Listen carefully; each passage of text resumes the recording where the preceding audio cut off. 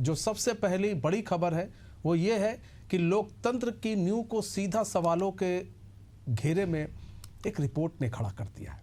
देश के मंत्रियों पर आपराधिक मामलों की हकीकत क्या है वो आज हम आपको बताएंगे।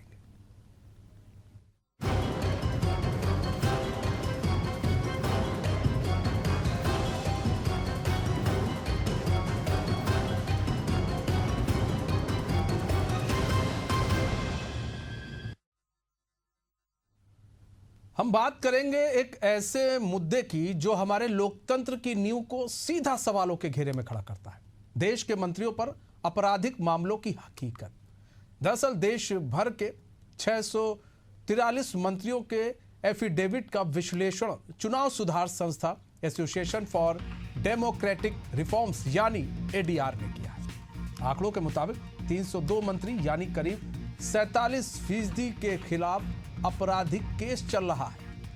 इनमें से 174 मंत्री ऐसे हैं जिन पर हत्या, अपहरण और महिलाओं के खिलाफ अपराध के गंभीर आरोप। सवाल उठता है कि क्या अपराधी प्रवृत्ति के लोग नीति निर्माता बनने लायक हैं? केंद्र सरकार के 72 मंत्रियों में से 29 मंत्री यानी 40% के खिलाफ भी आपराधिक मामले दर्ज हैं। रिपोर्ट के मुताबिक 11 राज्यों में 60 से ज्यादा मंत्री आपराधिक मामलों के आरोपी हैं।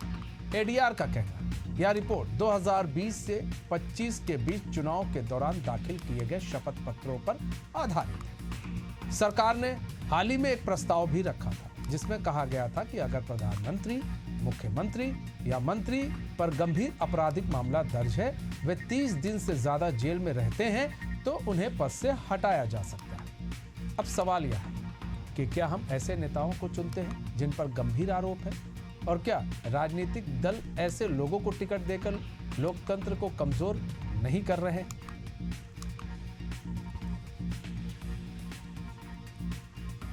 विजय उपाध्याय हमारे साथ वरिष्ठ पत्रकार जुड़ चुके हैं। विजय उपाध्याय जी, स्वागत है एशियन न्यूज में।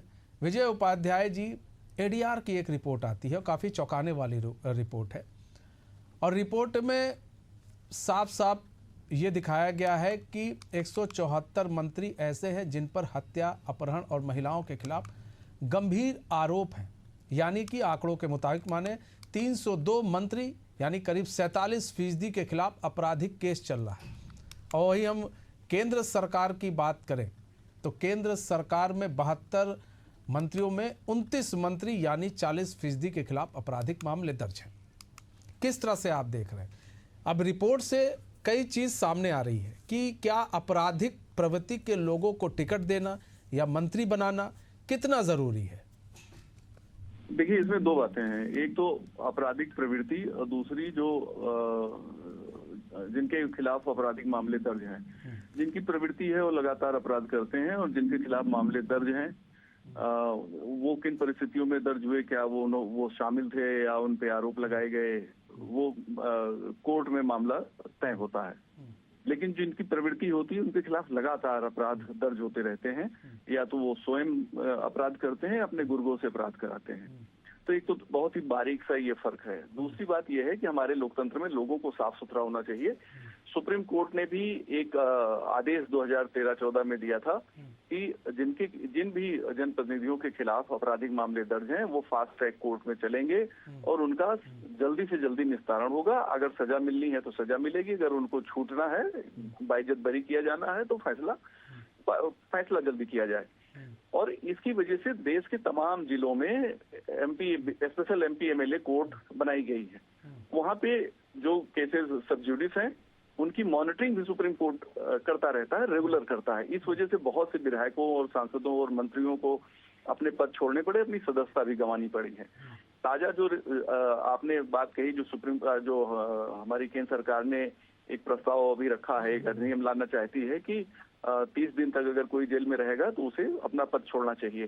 तो सुधार की तरफ कदम लगातार बढ़ रहे हैं, लेकिन ये बात सुनिश्चित है कि साफ सुथरे व्यक्तियों को ही जनता को जिताना चाहिए। लेकिन अगर जनता क्रिमिनल को जिताएगी तो फिर उसके लिए कोई क्या कर सकता है? अगर बहुमत से कोई विधानसभा क्षेत्र में, लोकसभा क्षेत्र में 4-6 कैंडिडेट हैं, उसमें से जिसके खिलाफ क्रिमिनल मामले हैं, कोई बड़ी पार्टी से है कुल मिला या के फिर ये उसका जनता को भी सोचना पड़ेगा कि वो किसे जिता रही है, किसे लेकर आ रही है।